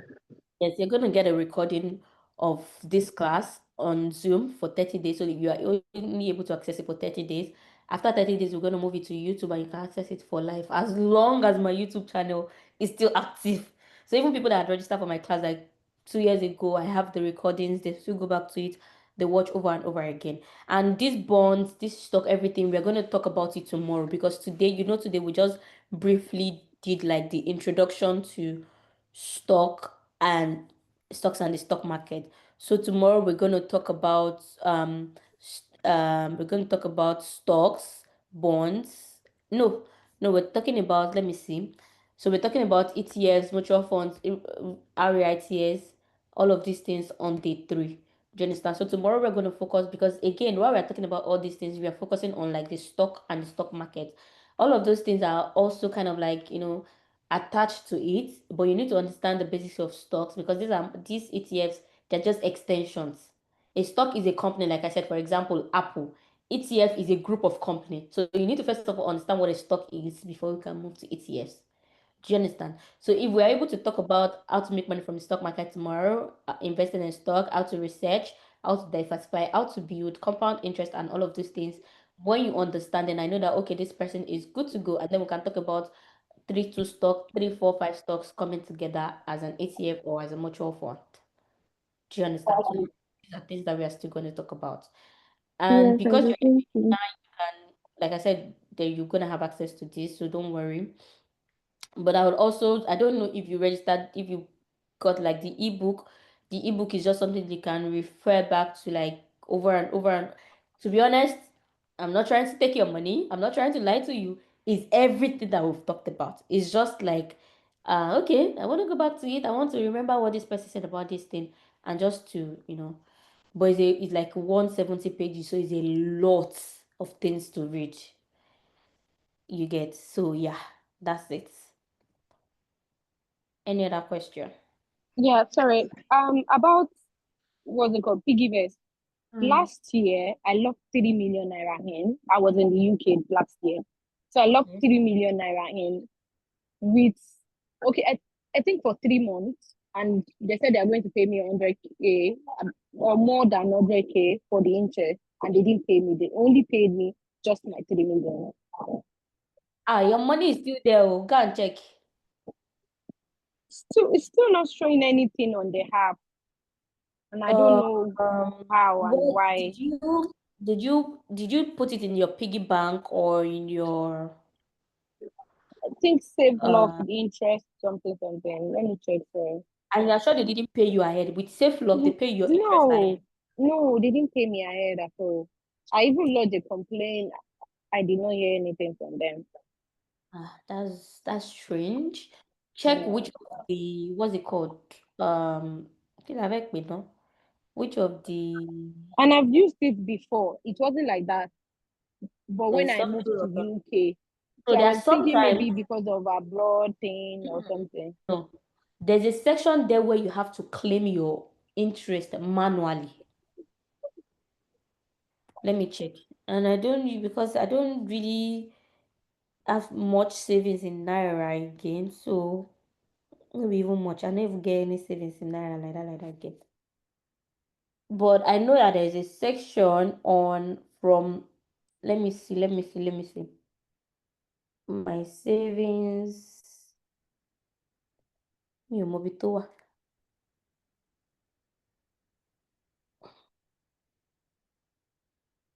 I know there's somewhere where you have to claim your interest by yourself.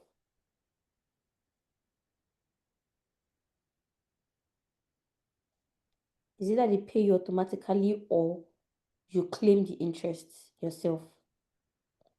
We can look into that together. Try to check for it. I really Yeah. can't remember where it is to be honest because I've not used Piggyvest in a long time, but it should be somewhere. I am very, very sure. I'm very, very sure. So do we have any other question before we round up today and then meet tomorrow? Yes, please. Sad, wanted to ask earlier you mentioned GIC, Yeah. that's like an investment in Canada. Hmm. So a brief explanation on that. Is it that as a Nigerian who wants to like invest or have a GIC account, do you have to I'm open not. a special kind of Do account? you Canada? Sorry, I didn't get that. You in Canada? No, I'm not. But I've had friends talk about GIC too. Like why doing this immigration thingy? Okay, so the thing is, I don't have a GIC account. I've never opened it. But because of the regulations here in Canada, most of this, their investment thing, you need to go to a bank. So you go to the bank, and the thing is that this is that I are paying for. Mama Jabot. Say you're paying me to learn about investment. When you go to the bank in Canada, for example, they try as much as possible to explain all these things. It's just that they don't explain like as detailed or tell you this is that. Because at the end of the day, banks they want to make money. They want to use your money to make money. So they try as much as possible to explain. So if you go to the bank, for example, and say you want to open a GIC, you speak with an investment and in, what do they call them? An advisor, right? And they tell you the options available to you. So I don't think if you are not living in Canada, you will be able to access it.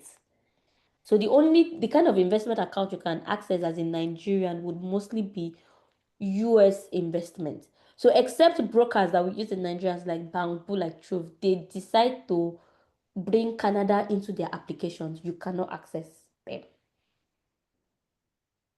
Do you understand?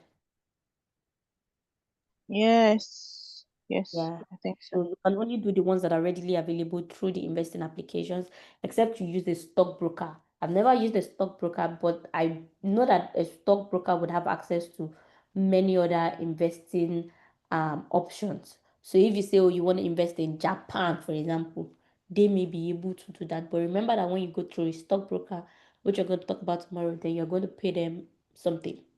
So this one that we're talking about is more like a self-directed investment where you have to do everything by yourself. So you're doing everything by yourself, and then nobody is taking the part of your money, nobody is taking your commission, whatever commission you pay, maybe to the brokerage or to the application or whatever it is. It's just one time, unlike using a stockbroker or any other thing like that. All right, thank you. Okay. So no more question. There's this person. Where's this guy? Mr. Favorite. This is the second time you are joining this class. What is the question you have? Um, well, I want to maybe when we have time to like review my own account, I want to see um I want to get more reviews actually, and also see if I'm even making profits because there was some point where I'm like, oh, I'm even losing more money. I don't know, but I registered again just for like clarification and to review and to um make sure that I am still refreshed on the whole investing stuff. But I've been investing since the last class. Yes. Okay, so do you think you've gotten more clarity compared to how you felt before you um joined today? Like compared to how you've been feeling before you decided to register based on like today's class? Yeah, so for today's class, I think it was a pretty much like overview of some of the things I knew. But I think I got something new, IPO. I also Mhm. said that, so that was a new term I learned and something new. But yeah, but what I really want is maybe like there would be like a review even like on my own bamboo, so I don't like I try not to use different like investment app. There are several apps there, like, so I primarily I'm just using bamboo. So maybe I don't know if there will be time for that. We could just review, and then I'll ask some questions when that time comes. Okay, let's see what we can do about that maybe on the third day. This is Okay. not a review portfolio class, but let's see what we can do. Because I remember that you had sent a message and I saw it and I was like, because I save everybody's name on my phone so that when you guys reach out to me, I'm able to say, okay, this is this person from this class. Do you understand? Even though I don't really have access to the WhatsApp all the time, but I know when somebody has maybe joined the class in the past or something. So I was like, this person, is it that I didn't understand or something? But it's all good. On the third day, I think we'll have more time to take questions and then see what we can do. Try to review, and then maybe we'll just use your account as practical or something. Exactly. Oh. We don't if he doesn't mind, if you don't mind, so we can Yeah. use his account as an illustration. Yeah, before in like my classes, I would usually have like the morning session and evening sessions where we review portfolios, but I realized that it's just like it doesn't matter where the stock market is open or the stock market is closed. It's just the same thing. So tomorrow, hopefully, we're gonna have time to kind of like look into like practical examples, and then we'll open up the applications and then see how it is like, which I think we're gonna do, because if we're talking about how to invest, obviously I need to show you how to actually buy, what the interface looks like. And when we talk about how to research investments, you need certain applications to be able to do your own research, because at the end of the day, I'm not going to always be here and say, oh, invest in Apple, invest in this thing. Even me, sometimes I don't even remember to do any investment. I just know that when it's time to do my investment every month, because I try as much as possible to put something in my investment account every month, I just go there and I'm like, sometimes it's mini and more like, okay, because I just want to do my dollar cost averaging. I just say, okay, mini and okay, Apple be like, say you get potential small based on what I've seen, and then I just put it there. But essentially, if you're able to do your research and know what it is like, your goals and the companies, because the companies you also invest in are like the cocoa of the ice cake. If you are buying, like there's a reason why I would invest in MTN and not invest in Airtel. There's a reason why somebody else would choose Airtel and not invest in MTN. That's why the goals, the objective, um, and all of these things will vary from person to person. So don't worry, we're going to try as much as possible to cover as many things as we can. Then after the class, you can always still ask questions, and then, excuse me, you have access to like the recordings, and as long as you keep doing your research. And the truth is that a lot of people, the problem is that they don't, all these things they're asking me, go to ChatGPT and ask. Maybe ChatGPT will not answer you. Go try it. Go to ChatGPT and say, explain to me like a baby, what is the stock market? It will break it down. So the challenge all of us, most of us have, not even you, even me, is that we don't want to take that time to do more research and say, okay, so what is this thing? If we're able to do many research and then understand some certain things, I believe that not even when it comes to stock market or finances, our life will generally become easier. Because why do you need to go to social media and say, oh, how did you do this? When you can go to Google and type, how did you do this? Do you understand? So a lot of people want things to be handed to them, but people also probably paid to get this knowledge or get certain things. So they will also want to get return on investment.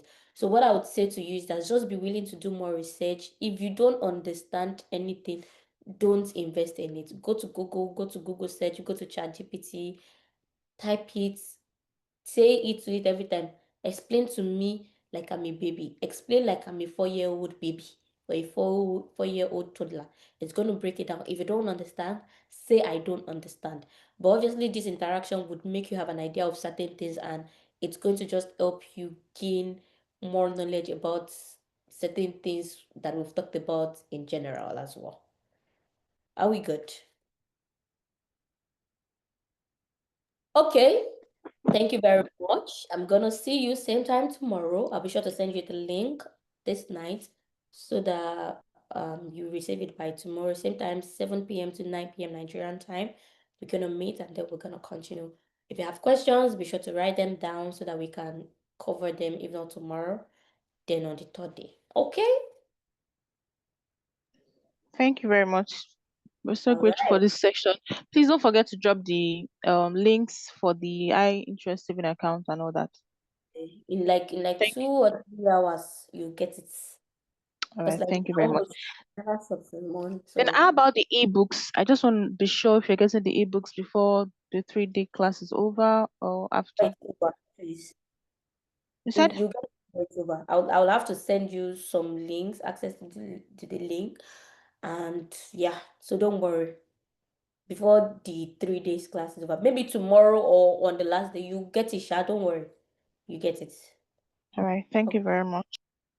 Thank you too. Au revoir. All right, Bye bye. bye. Bye. Mm.